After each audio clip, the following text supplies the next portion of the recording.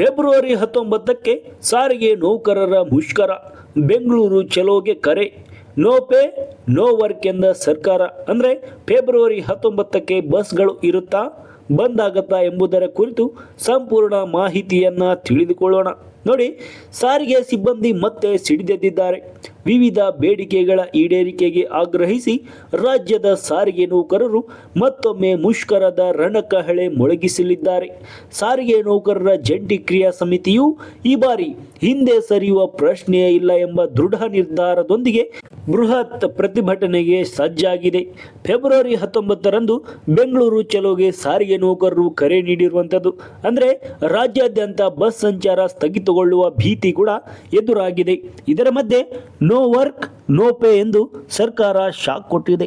ಸರ್ಕಾರಿ ಸಿಬ್ಬಂದಿ ಬೆಂಗಳೂರು ಚಲೋ ಮತ್ತು ಮುಷ್ಕರಕ್ಕೆ ಸಿದ್ಧತೆ ಮಾಡಿಕೊಂಡಿರುವ ಹಿನ್ನೆಲೆಯಲ್ಲಿ ಇದೀಗ BMTC MD no work no pay ಆದೇಶ ಮಾಡಿದ್ದಾರೆ. ಅಂದರೆ ಈಗ ಕಂಡಕ್ಟರ್ಗಳಾಗಿರಬಹುದು ಅಥವಾ ಡ್ರೈವರ್ಗಳಾಗಿರಬಹುದು, ಕೆಲಸಕ್ಕೆ ಹಾಜರಾಗದೇ ಇದ್ರೆ ಪೇ ಮಾಡುವುದಿಲ್ಲ ಅಂತ ಈಗ ಸರ್ಕಾರ ಆದೇಶವನ್ನು ಹೊರಡಿಸಿರುವಂಥದ್ದು.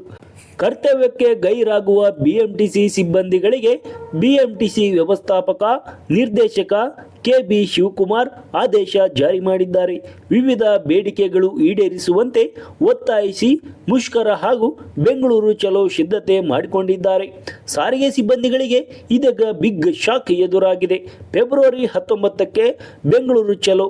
ಕಳೆದ ಬಾರಿ ಸಾರಿಗೆ ನೌಕರರ ಮುಖಂಡ ಅನಂತ ಸುಬ್ಬರಾವ್ ನಿಧನದ ಹಿನ್ನೆಲೆಯಲ್ಲಿ ಬೆಂಗಳೂರು ಚಲೋ ಕಾರ್ಯಕ್ರಮವನ್ನು ಮುಂದೂಡಲಾಗಿತ್ತು. ಆದರೆ ಈಗ ಫೆಬ್ರವರಿ 19ರಂದು ಬೆಂಗಳೂರಿನ ಫ್ರೀಡಂ ಪಾರ್ಕ್ನಲ್ಲಿ ಸಾವಿರಾರು ನೌಕರರು ಜಮಾಯಿಸಿ ಬೃಹತ್ ಪ್ರತಿಭಟನೆ ನಡೆಸಲಿದ್ದಾರೆ. ಅಂದು ಸಂಜೆ 4 ಗಂಟೆಗೆ ಮುಖಂಡರು ಸುದ್ದಿಗೋಷ್ಠಿ ನಡೆಸಲಿದ್ದು ಮುಂದಿನ ಹೋರಾಟದ ಹಾದಿಯನ್ನ ಘೋಷಿಸಲಿದ್ದಾರೆ. ಫೆಬ್ರವರಿ 20ರಿಂದ ಬಸ್ ಸಂಚಾರ ಬಂದ್ ಆಗುತ್ತಾ? ಫೆಬ್ರವರಿ 19ರ ಪ್ರತಿಭಟನೆ ಬೆನ್ನಲ್ಲೇ ಫೆಬ್ರವರಿ 20ರಿಂದ ಕೆಎಸ್ಆರ್ಟಿಸಿ ಸೇರಿದಂತೆ 4 ನಿಗಮಗಳ ನೌಕರರು ಕೆಲಸಕ್ಕೆ ಗೈರಾಜರಾಗಿ ಮುಷ್ಕರ ಮುಂದುವರಿಸುವ ಸಾಧ್ಯತೆ ಇದೆ. ಒಂದು ವೇಳೆ ನೌಕರರು ಕೆಲಸಕ್ಕೆ ಹಾಜರಾಗದೇ ಇದ್ದರೆ ರಾಜ್ಯಾದ್ಯಂತ ಬಸ್ ಸಂಚಾರ ಸಂಪೂರ್ಣವಾಗಿ ಸ್ಥಗಿತಗೊಳ್ಳುವ ಆತಂಕ ಕೂಡ ಎದುರಾಗಿದೆ. ಇಲ್ಲಿ ಸಾರಿಗೆ ನೌಕರರ ಪ್ರಮುಖ ಬೇಡಿಕೆಗಳು ಏನು ಅನ್ನೋದನ್ನ ನೋಡೋದಾದ್ರೆ, ಬಾಕಿ ಉಳಿದಿರುವಂತಹ ಎಲ್ಲ ವೇತನ ಪಾವತಿ ಮಾಡಬೇಕು ಸರ್ಕಾರ. ಅಂದರೆ ಸರ್ಕಾರಕ್ಕೆ ಮಾಡ್ತಾ ಇರುವಂತಹ ಬೇಡಿಕೆಗಳಿವು. 38 ತಿಂಗಳ ವೇತನದ ಹಿಂಬಾಕಿ ಹಣ ಬಿಡುಗಡೆ ಆಗ್ರಹ. ನೋಡಿ, ಇಷ್ಟೆಲ್ಲ ತೊಂದರೆಗಳನ್ನು ಸಾರಿಗೆ ನೌಕರರು ಅನುಭವಿಸ್ತಿದ್ದಾರೆ. ಇನ್ನು ಸಾಕಷ್ಟಿವೆ. ಇನ್ನೂ ಸಾಕಷ್ಟು ನೋಡೋದಾದರೆ, ಸಾರಿಗೆ ಸಿಬ್ಬಂದಿಯು ವೇತನ ಪರಿಷ್ಕರಣೆ ಮಾಡಬೇಕು. ಜನವರಿ 1, 2024ಕ್ಕೆ ಅನ್ವಯವಾಗುವಂತೆ ನೂತನ ವೇತನ ಶ್ರೇಣಿ ಜಾರಿ ಮಾಡಬೇಕು. ಸಾರಿಗೆ ನೌಕರರಿಗೆ ರಾಜ್ಯ ಸರ್ಕಾರಿ ನೌಕರ ಅಷ್ಟೇ ಅಲ್ಲ, ಅಂದರೆ ವೇತನ ಕೂಡ ನೀಡಬೇಕು. ಸಾರಿಗೆ ಇಲಾಖೆಯಲ್ಲಿ ಕಿರುಕುಳ ಮುಕ್ತಿ ವಾತಾವರಣ ನಿರ್ಮಿಸಬೇಕು. ನೋಡಿ, ಕೆಲಸದ ಅವಧಿಯಲ್ಲಿ ಅಧಿಕಾರಿಗಳಿಂದ ಆಗ್ತಾ ಇರುವಂತಹ ಕಿರುಕುಳ ಕೂಡ ನಿಲ್ಲಿಸಬೇಕು ಎಂದು ಈಗ ಸರ್ಕಾರಕ್ಕೆ ಸಾರಿಗೆ ನೌಕರರು ಮನವಿಯನ್ನ ಮಾಡ್ತಾ ಇರುವಂಥದ್ದು. ಇನ್ನು 5 ತಿಂಗಳ ಹಿಂದೆ ಅಂದರೆ 2025ರಲ್ಲಿ ಸಾರಿಗೆ ನೌಕರರು ಮುಷ್ಕರವನ್ನು ಹಮ್ಮಿಕೊಂಡಿದ್ರು. ಆಗ ಸರ್ಕಾರ ಮಧ್ಯಸ್ಥಿಕೆ ವಹಿಸಿ ತಮ್ಮ ಬೇಡಿಕೆಗಳನ್ನು ಈಡೇರಿಸ್ತೇವೆ ಅಂತ ಭರವಸೆ ನೀಡಿದ್ರು.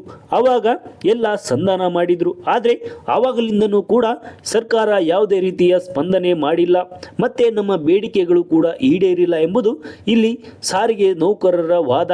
ಹಾಗಾಗಿ ಮತ್ತೆ ಈಗ ಬೆಂಗಳೂರು ಚಲೋಗೆ ಹಮ್ಮಿಕೊಂಡಿರುವಂಥದ್ದು. ಹಾಗಾಗಿ ಇಲ್ಲಿ ಸಾರಿಗೆ ನೌಕರರು ತಮ್ಮ ಬೇಡಿಕೆಗಳನ್ನು, ಸಾಕಷ್ಟು ಬೇಡಿಕೆಗಳನ್ನು ಸರ್ಕಾರದ ಮುಂದೆ ಇಟ್ಟಿರುವಂಥದ್ದು.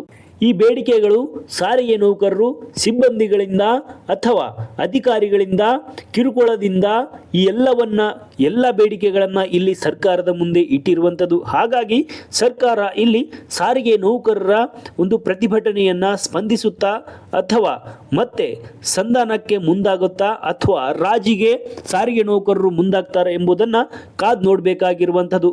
ಒಟ್ಟಿನಲ್ಲಿ ಸಾರಿಗೆ ನೌಕರರ ಬೇಡಿಕೆಗಳು ಈಡೇರಿಸಲಿ ಸರ್ಕಾರ ಎಂಬುದು ಎಲ್ಲರ ಆಶೆಯಾಗಿರುವಂಥದ್ದು.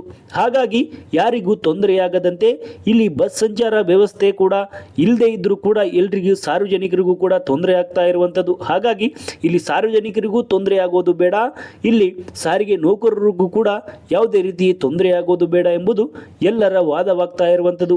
ಹಾಗಾಗಿ ಸಾರಿಗೆ ನೌಕರರ ಬೇಡಿಕೆಗಳು ಆದಷ್ಟು ಬೇಗ ಈಡೇರಿಸಲಿ ಎಂಬುದೇ ಎಲ್ಲರ ವಾದವಾಗ್ತಾ ಇರುವಂಥದ್ದು. ನಮ್ಮ ಈ ಮಾಹಿತಿ ಇಷ್ಟವಾಗಿದ್ದರೆ ನಮ್ಮನ್ನು ಫಾಲೋ ಮಾಡಿ, ಸಬ್ಸ್ಕ್ರೈಬ್ ಮಾಡಿ, ಶೇರ್ ಮಾಡಿ ಮತ್ತು ಸಪೋರ್ಟ್ ಮಾಡಿ. Thank you.